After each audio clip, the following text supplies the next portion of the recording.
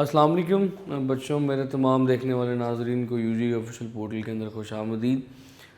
हम लोगों का चैप्टर नंबर 3 बिल्कुल अपने फाइनल मराहल के अंदर है, बिल्कुल वाइंड अप होने वाला है, ख़त्म होने वाला है। लास्ट 2-4 टॉपिक्स छोटे छोटे से डिस्कस होने वाले रह गए हैं। हम लोग लास्ट लेक्चर में, अपने पिछले लेक्चर में, most important concept of this chapter discuss कर रहे थे, projectile motion. Projectile motion important भी है और ट्रिकी भी है। ट्रिकी इस हवाले से है क्योंकि मैंने आपको लास्ट टाइम बताया था कि आपने अपने पिछले कोर्स के अंदर, अपनी 9th-10th के अंदर और इवन फर्स्ट ईयर में अब तक जो आपने पढ़ा है वो 1 डायमेंशनल मोशन पढ़ा है। 1 डायमेंशनल मोशन से मुराद कौन सा मोशन है? ऐसा motion in which the body moves only in 1 direction, body जिसमें एक डायरेक्शन में ही मूव करती है। अभी तक आपने सिर्फ इस मोशन पे बात की। But projectile motion is different because it is 2 dimensional motion. ये एक ऐसा मोशन है जिसमें बॉडी अंडर एक्स एक्सिस और वाई एक्सिस, मैंने ये लास्ट टाइम आपको पिक्चर ड्रॉ करके दिखाई थी कि एक्स एक्सिस और वाई एक्सिस किस तरह इसमें बॉडी दोनों एक्सेस पे ट्रेवल करती है। For example this is a ball, अगर आपने इसे बिल्डिंग से फेंका है, it will follow this following path, ये इस पाथ को फॉलो करके नीचे करेगा, यानी कि ये आगे भी मूव कर रहा है। It is travelling along X axis as well as it is travelling along Y axis, नीचे की तरफ भी ट्रेवल कर रहा है। बताई थी डेफिनेशन इसकी, it is a 2 dimensional motion under the action of gravity. Gravity के असर की वजह से ये 2 डायमेंशनल मोशन है। That's why it is called as projectile motion and it is different from the 1 dimensional motion. हम लास्ट टाइम क्या बात कर चुके थे? लास्ट टाइम वाली थोड़ी सी बात पे एक दफ़ा रोशनी डाल के फिर आगे चलूँगा। बताया था अलॉन्ग एक्स एक्सिस, चलें थोड़ी सी पिक्चर बड़ी करके मैं इसी पिक्चर पे आपको चीज़ें थोड़ी सी विजिबल और क्लियर करने की कोशिश करता हूँ। हमने कहा था कि सपोज कर लीजिए कि this is X Y axis and a ball is here. यहाँ पे एक बॉल है which is moving in a parabolic path, जो एक पैराबोलिक पाथ में ट्रेवल कर रहा है, समथिंग लाइक दिस, इस तरह के पैराबोलिक पाथ में ट्रेवल कर रहा है। और अगर आप इसको सारे कॉन्सेप्ट इसके ऊपर जो मैंने आपको पहले पिछली बार बताया था इस पर अप्लाई करें तो पता ये चलेगा कि एट हाईएस्ट पॉइंट, मैं आपको जनरली चीज़ें जो पहले बता दी हुई सारी वो रिवाइज करवाने लगा। At highest point what is going to happen here, velocity का जो एक्स कंपोनेंट है दैट इज़ कांस्टेंट। बताया था कि वेलोसिटी का एक्स कंपोनेंट चेंज नहीं होता, वेलोसिटी का वाई कंपोनेंट हाईएस्ट पॉइंट पे 0 हो जाएगा, क्योंकि हर पॉइंट पे लगने वाली फोर्स जो है, for example your ball is here, मिसाल के तौर पे बॉल यहाँ पे है, हर पॉइंट पे लगने वाली फोर्स इज़ जस्ट वेट, सिर्फ वेट की फोर्स है और एक्स एक्सिस पे कोई फोर्स नहीं लग रही। एक्स एक्सिस पे लगने वाली फोर्स 0 है, दैट्स वाई एक्स एक्सिस की वेलोसिटी भी कांस्टेंट है। वाई एक्सिस पे लगने वाली फोर्स वेट की है, लिहाजा वाई एक्सिस पे एक्सेलरेशन भी प्रोड्यूस होगी। आपको वाई एक्सिस की वेलोसिटी का इनिशियल कंपोनेंट भी बताया था, क्या था? वी आई साइन थीटा। इसका फाइनल कंपोनेंट ऊपर जाते हुए बताया था कि वी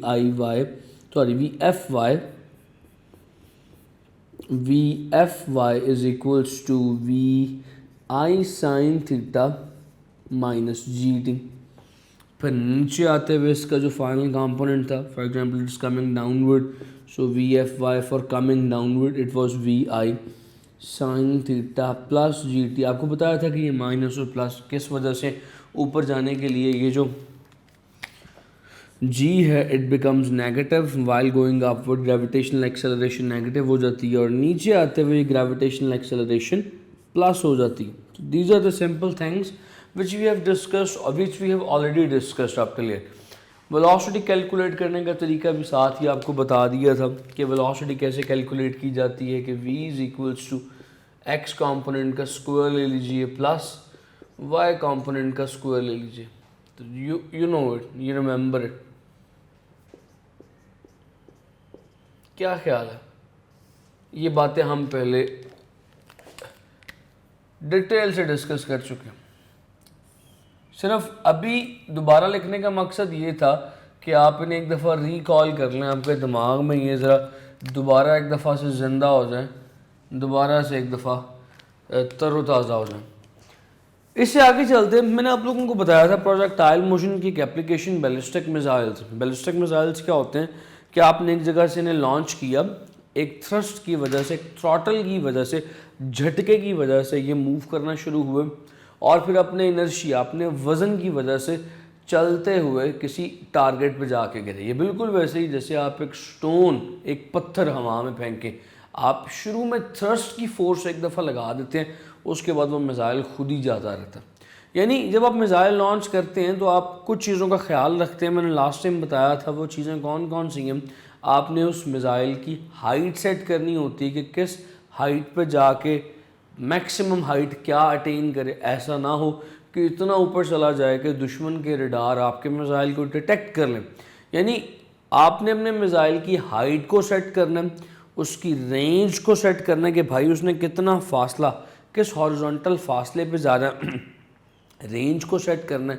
और जो थर्ड चीज़ है उसकी वो टाइम है, आपने टाइम ऑफ फ्लाइट को, कि उड़ने के बाद, लॉन्च होने के बाद गिरने तक वो कितनी देर फ़िज़ा में रहा, कितनी देर हवा में रहा, आपने उसके टाइम को सेट करना। So these three are the parameters जिनका आपने ख्याल करना है। तो ख्याल करना शुरू करते हैं। मैच डायग्राम को जो मैंने आपको समझाने के लिए पुरानी बात एक दफ़ा ड्रॉ की मिटा रहा हूँ।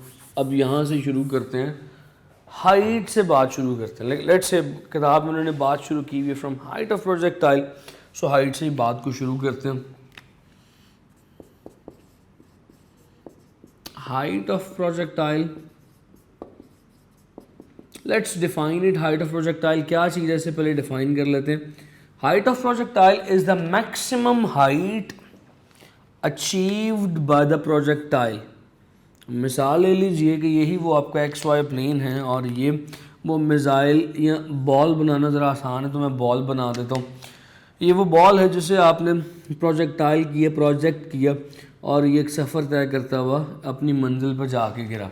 अब इस सारे सफ़र में इसने मैक्सिमम क्या हाइट अटेन की, ये vertical distance from the ground जो है that is called as height, इसे एच कहते हैं।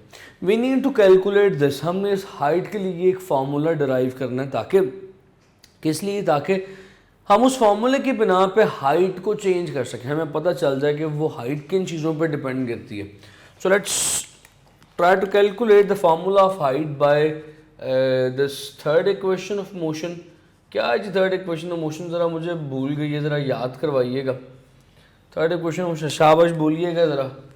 Third equation of motion is something 2as is equals to vf square minus vi square, ऐसे ही है। This is third equation of motion. अब देखें height की बात कर रहे हैं, बताया था कि इस मोशन के अंदर हर चीज़ के दो कंपोनेंट्स हैं, एक्स कंपोनेंट और वाई कंपोनेंट। हाइट किस कंपोनेंट के लॉन्ग है, एक्स पे या वाई पे, वाई पे। तो आप सारे के सारे वेरिएबल्स वाई कंपोनेंट के पुट करेंगे। समझाता हूँ कैसे, ज़रा देखिए। 2 is constant, g acceleration x axis वाली पुट करें या y एक्सिस वाली, कौन से पुट करेंगे, हाइट किस पे, y एक्सिस पे, तो एक्सेलरेशन भी y एक्सिस के पुट करेंगे। और ऊपर जाते हुए y एक्सिस पे एक्सेलरेशन क्या होती है, minus G. Acceleration is equals to gravitational acceleration, ऊपर जाते हुए विद अ नेगेटिव साइन। क्यों, क्या ख्याल है, बात समझ में आती है। Similarly s is the distance which is regarded as height, जो आप कैलकुलेट करना चाह रहे हैं। अब मैं यहाँ पे बजाय h के कैपिटल H लिख देता हूँ, क्योंकि मैं यहाँ पे कैपिटल H लिख चुका हूँ। सिमिलरली हाईएस्ट पॉइंट पे बताया था, अभी 2 मिनट पहले डिस्कस किया था कि y कंपोनेंट की वेलोसिटी क्या होती है। Let's say vfy it is, बताया था वो 0 है। सिमिलरली viy क्या होती है, that is vi sine of theta. ये तमाम लवाजमात, ये तमाम मसाला जात इस इक्वेशन में पुट कर दीजिए एंड यू विल सी, आपको पता चलेगा ये 2a की बजाय माइनस जी इंटू एस की बजाय h आ जाएगा is equals to v f square, यहाँ पे 0 है, 0 minus we I square, v i is we I sine theta का whole square. Just solve it out, you will get minus 2gh is equals to minus vi square sin square theta। अब चलें, जो मेरे, मैं वैसे directly यहाँ पे calculation करने लगा था, लेकिन मेरे वो बच्चे जो बिगनर्स हैं अभी, उन्होंने कैलकुलेशन के डेरिवेशंस को शुरू किया, उनके लिए स्टेप बाय स्टेप कर देता हूँ। एच आपने कैलकुलेट करनी है, दस हाइट इसको एक तरफ रखिए, बाकी सारा सामान दूसरी तरफ ले जाइए। ये minus we I square sine square theta over this is -2g। ये माइनस माइनस से कैंसिल हो जाएगा, ये काम मैं पहले करने लगा था। And in the end you will get H is equals to we I square sine square theta, this is square naught 2, sine square theta over 2g। तो ये आपके पास जो रिलेशन है, this relation is the relation for height, ये height का relation. अब ज़रा इस रिलेशन को देखिए और मुझे ये बताइए कि ये रिलेशन क्या कह रहा है आपसे, ये रिलेशन क्या बताना चाह रहा है आपको। This relation is telling you that height depends on basically 3 main factors. ये हाइट 3 मेन बुनियादी फैक्टर्स पर डिपेंड करती है। सबसे पहला फैक्टर है इनिशियल वेलोसिटी, कि भाई थ्रस्ट, फेंका किस वेलोसिटी से जा रहा है। ऑब्वियसली अगर इस बॉल को किसी हाई वेलोसिटी के साथ फेंका जाएगा तो ये ज़्यादा हाइट तक जाएगा, ज़्यादा बुलंदी को अचीव करेगा। So first thing is it's initial velocity पर डिपेंड कर रहा है। The second thing is it's theta angle, launching angle, कि भाई ये किस एंगल पे लॉन्च किया जा रहा है। What is the launching angle, theta. ये एंगल थीटा कितना, ऑब्वियसली अगर ये एंगल बढ़ाता जाऊंगा हाइट बढ़ती जाएगी। खुद सोचिए कि अगर आप ज़्यादा एंगल पे बॉल फेंकेंगे the ball will go upward, और अगर आप कम एंगल पे बॉल फेंकेंगे बॉल की हाइट कम होगी। And the last one and the third factor is gravitational constant which is almost a constant. So जो थर्ड फैक्टर है वो इतना ज़्यादा हाइट को वेरी करने में रोल प्ले नहीं करता, because we are saying that कि प्रोजेक्टाइल अर्थ की सरफेस से लॉन्च किया जा रहा है और अर्थ की सरफेस पे ग्रेविटेशनल कांस्टेंट की वैल्यू कांस्टेंट कंसिडर की जाती है। I am saying gravitational constant because it is considered as a constant.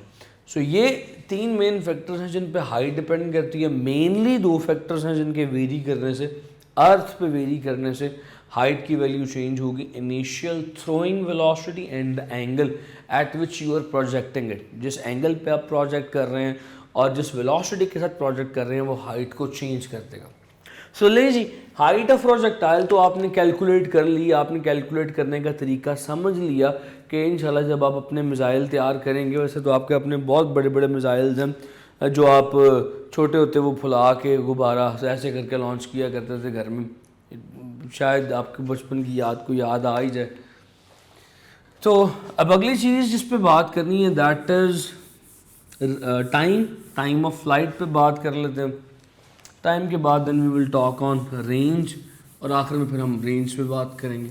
फिर कोशिश करेंगे कि आज ही अगर पॉसिबल हो सके तो इस लेक्चर को इस चैप्टर को वाइंड अप कर दें इसी लेक्चर में। इंशाल्लाह फिर कल जो है we will talk about exercise. जी, we are going to talk about the time of flight, उड़ान का वक्त। What is the time of flight? How can you define it? Time of flight को ज़रा डिफाइन करें मेरे साथ साथ। How can you define time of flight? Time of flight को डिफाइन किया जा सकता है the time for which the projectile remains in air, कि वो वक्त जिसमें प्रोजेक्टाइल को लॉन्च करने के बाद जितनी देर वो हवा में रहे उस वक्त को टाइम ऑफ फ्लाइट कहा जाता है।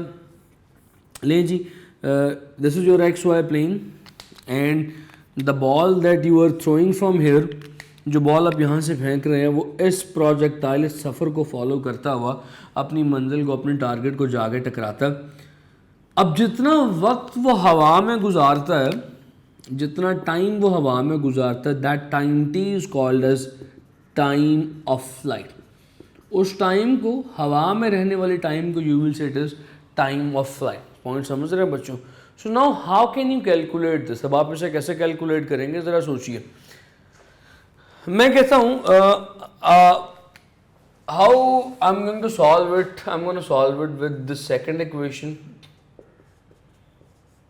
अब आपके ज़हन में एक सवाल आ रहा होगा, ये वो सवाल है जो विच ऑलवेज हॉन्ट मी, मतलब बचपन में जब मैं छोटा था तो ये सवाल हमेशा मेरे जहन में आया करता था, उसका मुझे प्रॉपर जवाब नहीं मिला करता था। उसका प्रॉपर जवाब मैं आपको देता हूँ। सवाल क्या है पहले वो तो सुनना। सवाल ये कि why I am using second equation of motion here. मैं यहाँ पे सेकंड क्यों यूज़ कर रहा हूँ, पहले मैंने थर्ड क्यों यूज़ की, मैं अपनी मर्ज़ी से इक्वेशंस क्यों यूज़ कर रहा हूँ। इस सवाल का जवाब मैं आपको पहले भी दे चुका हूँ कि whenever we have to derive something, जब भी हमने किसी चीज़ को ड्राइव करना होता है, we try to use such equation जिसके अंदर अननोन और नॉन फैक्टर्स मौजूद हों। हम वो इक्वेशन इस्तेमाल करने की कोशिश करते हैं कि जिसके अंदर अननोन फैक्टर जिसे फाइंड करना है वो भी मौजूद हो और वो फैक्टर्स भी मौजूद हो जो कि हमें पता है, जो नॉन है। सो इसलिए हमने थर्ड इक्वेशन ऑफ मोशन पहले फाइंड की थी कि उसमें अननोन फैक्टर एस था, 2as हाइट का, और बाकी तमाम फैक्टर्स नॉन थे। जैसे ए एक्सेलरेशन नोन थी, -g है ऊपर जाते हुए। इसी तरह फाइनल वेलोसिटी हाईएस्ट पॉइंट पे हमें नोन थी, 0 होती है। और इसी तरह initial velocity that was vi sin theta, वो भी हमें नोन थी। तो हम वो इक्वेशन का इंतखाब करते हैं कि जिसमें अननोन और नॉन फैक्टर्स मुकम्मल तौर पे हमारे पास हो, यानी जिसमें एक से ज़्यादा अननोन फैक्टर ना हो। So I am using here second equation of motion. Can you recall, बता सकते हैं ज़रा वो सेकंड इक्वेशन ऑफ मोशन क्या है? Just think. Second equation of motion is s is equals to vit plus half a_t²। क्या ख्याल है? कुछ ऐसी ही है सेकंड इक्वेशन ऑफ मोशन। ये सेकंड इक्वेशन ऑफ मोशन को we will use the second equation of motion and try to use all these variables to find the time. इस टाइम t को हमने फाइंड करना, ज़रा सॉल्व करने की कोशिश करते हैं। अब सवाल ये पैदा होता है कि हम इसमें कौन से कंपोनेंट्स पुट करेंगे, एक्स एक्सिस के या वाई एक्सिस के कंपोनेंट्स पुट करेंगे। सो either component you can put here, आप इसमें एक्स एक्सिस या वाई एक्सिस। अच्छा चलिए, भी बड़ा मज़े का सवाल है। इसको, इस पॉइंट को ज़रा मैं क्लियर कर दूं। ये पॉइंट आमतौर पे क्लियर नहीं होता, बातों बातों में निकल जाता है। इस पॉइंट को क्लियर करना बड़ा अहम है। मैंने पिछले टॉपिक में आपसे कहा था कि हाइट की जब बात कर रहे थे, हमने कहा था कि हम यहाँ पे वाई कंपोनेंट्स के सारे फैक्टर्स पुट करेंगे। हमने इनिशियल वेलोसिटी वाई एक्सिस की पुट की, फाइनल वेलोसिटी वाई एक्सिस की पुट की, एक्सेलरेशन वाई एक्सिस की पुट की। अब टाइम ऑफ फ्लाइट में क्या किया जाए? एक्स एक्सिस, इस इक्वेशन में एक्स एक्सिस का डिस्टेंस पुट करें या वाई एक्सिस का, या इसमें इनिशियल वेलोसिटी कौन सी पुट की जाए, एक्सेलरेशन कौन से पुट की जाए। तो याद रखिएगा बच्चों, बड़ी अहम बात कर रहा हूँ। The time of flight is constant along x axis और वाई एक्सिस। चले इस बात को मैं बड़े अहम पॉइंट को क्लियर करूं। If you will get this point then it's okay. अगर समझ नहीं आएगी ये पॉइंट की तो कोई बात नहीं, कोई प्रॉब्लम नहीं है, परेशान मत होइएगा। ये एक्चुअली कंटिन्यूस का पॉइंट है जो मैं आपको क्लियर करना चाह रहा हूँ। सपोज कीजिए कि ये बॉल इस हाइट पे पड़ा और इसे थ्रो किया जा रहा है, इसे प्रोजेक्ट किया जा रहा है, उस प्रोजेक्टाइल को फॉलो करते हुए ये यहाँ पे आके गिरता। तो मैं अपने टाइम वाले पॉइंट को क्लियर करना चाह रहा हूँ आपको। तो इसने एक्स एक्सिस पे कितना फासला तय किया, this is the distance along x axis और this is the distance along y axis. मैंने कहा कि time is constant for x and Y axis. याद रखिएगा इस बॉल को यहाँ से यहाँ आते हुए भी टाइम t ही लगेगा और ऊपर से नीचे आते हुए भी टाइम t ही लगेगा। This is what I mean कि time is constant along x and Y axis. ऊपर से बिल्कुल सीधा नीचे गिरे वो भी इतना टाइम होगा, या नीचे से बिल्कुल सीधा अपनी मंजिल तक आगे जाए वो भी टाइम t ही होगा। That is the constant time. हो सकता है ऊपर से नीचे 3 सेकंड में गिरे तो नीचे से आगे अपनी मैक्सिमम मंजिल तक, मैक्सिमम रेंज तक भी 3 सेकंड में ही जाएगा।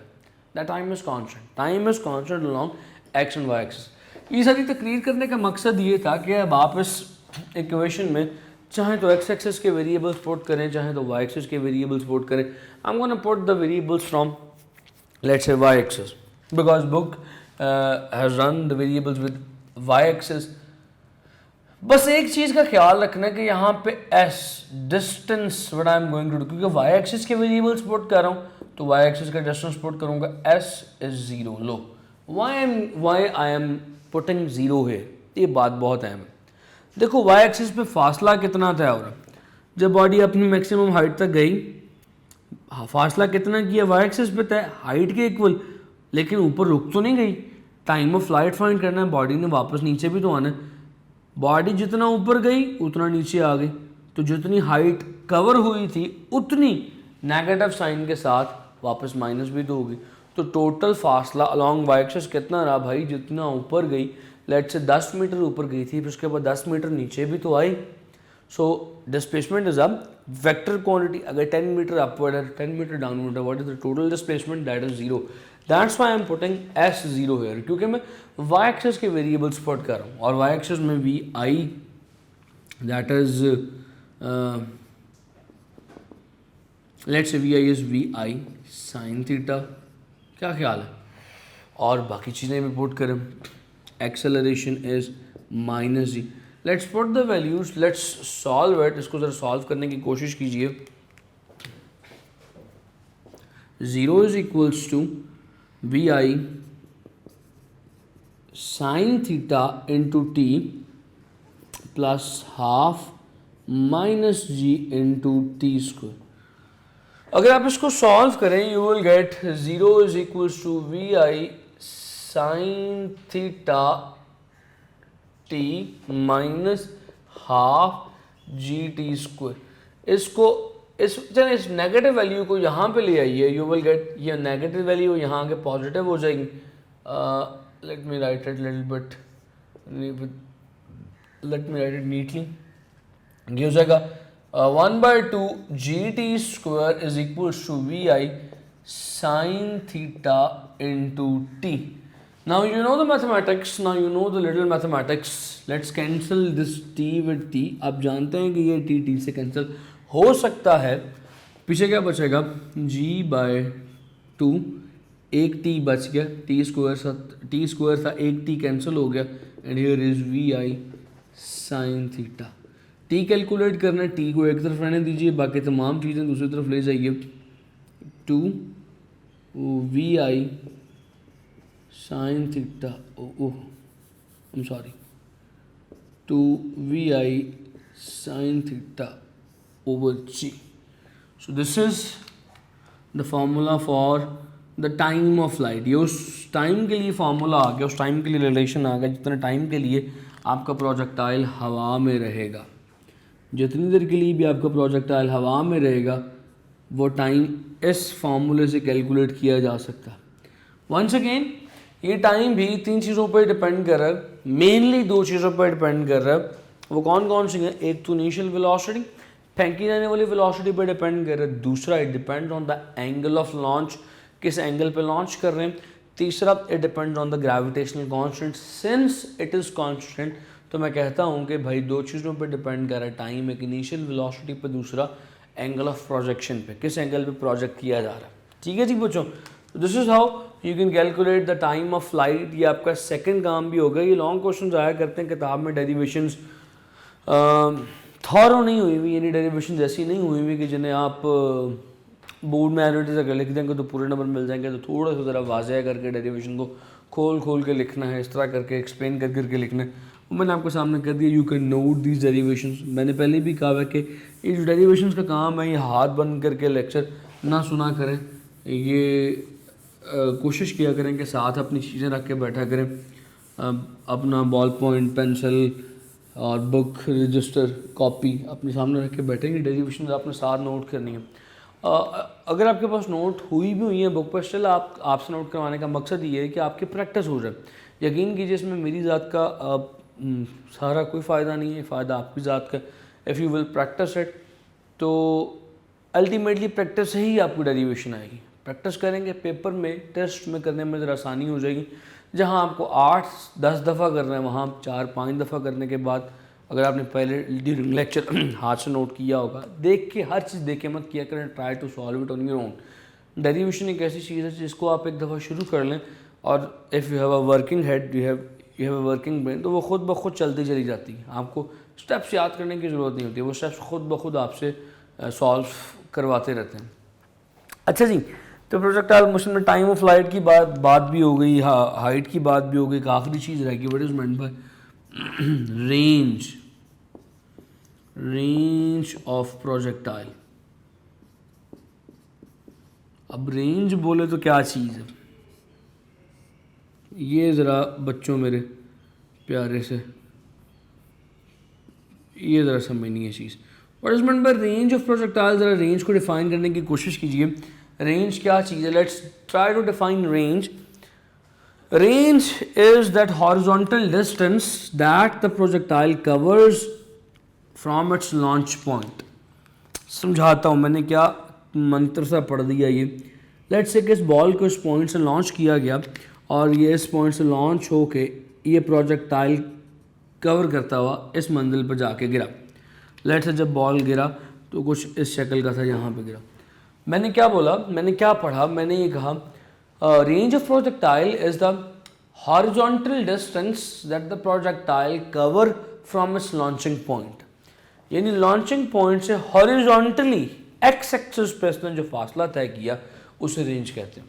सिंपल सी बात। यानी कि व्हाट इज रेंज बच्चों? Range is this distance from this point two that point, this is called range. इसे रेंज बोलते हैं, ठीक है जी।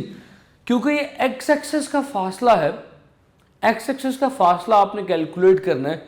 थोड़ी देर पहले आप टाइम ऑफ फ्लाइट कैलकुलेट कर चुके हैं और आप जानते हैं कि एक्स एक्सिस पे जो वेलोसिटी होती है वो क्या होती है? कांस्टेंट। बता चुका हूँ, पल्ले बांध लें, दिमाग के अंदर ये कील से ठोक लें कि एक्स एक्सिस पे जो वेलोसिटी है, velocity long X axis, that is constant. And what that constant is? We cos theta कहते हैं उसे। ये कांस्टेंट है।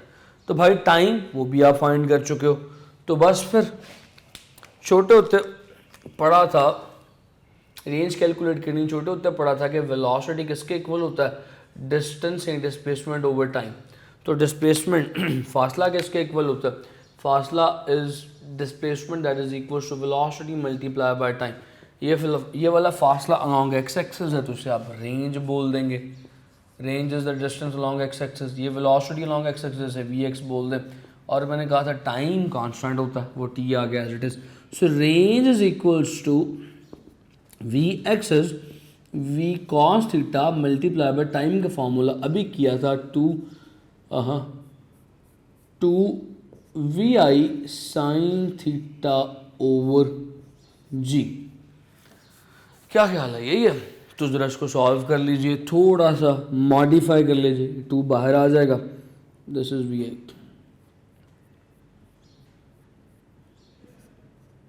टू बाहर आ जाएगा, वी आई से मल्टीप्लाई कीजिए, वी आई square sine theta cos theta over जी।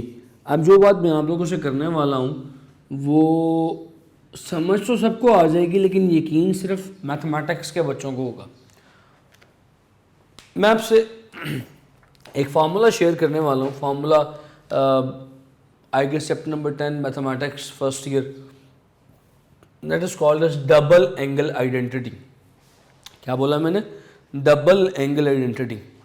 चैप्टर नंबर 9 या 10 के अंदर है, जरा देखिएगा। फार्मूला है something like this, 2 sine theta cos theta is equals to sine 2 theta. ये फार्मूला है, वहाँ पे आप प्रूफ पढ़ेंगे। I am not gonna show you a proof here. मैं इसको यहाँ पे प्रूफ तो नहीं करूँगा, मगर ये फार्मूला आप वहाँ पढ़ेंगे। अब बायो वाले बच्चों को थोड़ा सा मेरी बात पे यकीन करना पड़ेगा, because they are not studying bio here, तो उन्हें मेरी बात का ज़रा यकीन करना पड़ेगा। ये फार्मूला डबल एंगल आइडेंटिटी कहलाता है, टेक्नोमेट्रिक फार्मूला है।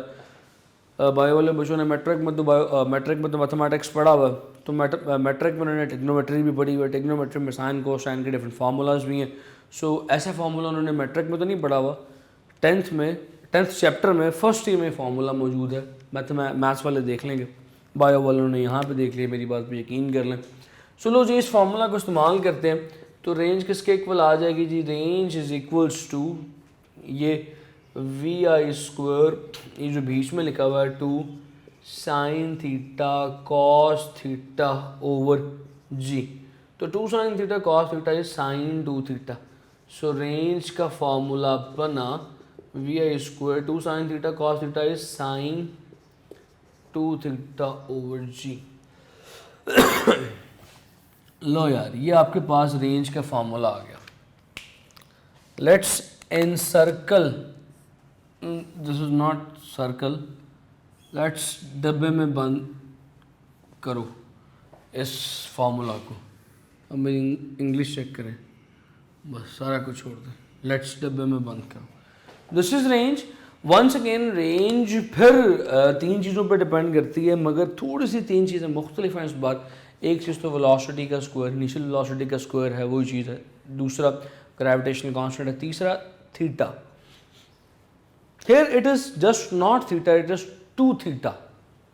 ये प्रोजेक्शन एंगल के 2 टाइम्स पे डिपेंड करती है। समझाता हूँ कैसे, ये ज़रा पहले नोट कर लें, फिर एक कल मशहूर शॉर्ट क्वेश्चन है वो करवा के अपने लेक्चर का अख्ताम करता हूँ। एक आखिरी शॉर्ट क्वेश्चन करवा के बाकी चैप्टर इंशाल्लाह जो है आगे इंशाल्लाह कल की क्लास में डिस्कस करूँगा।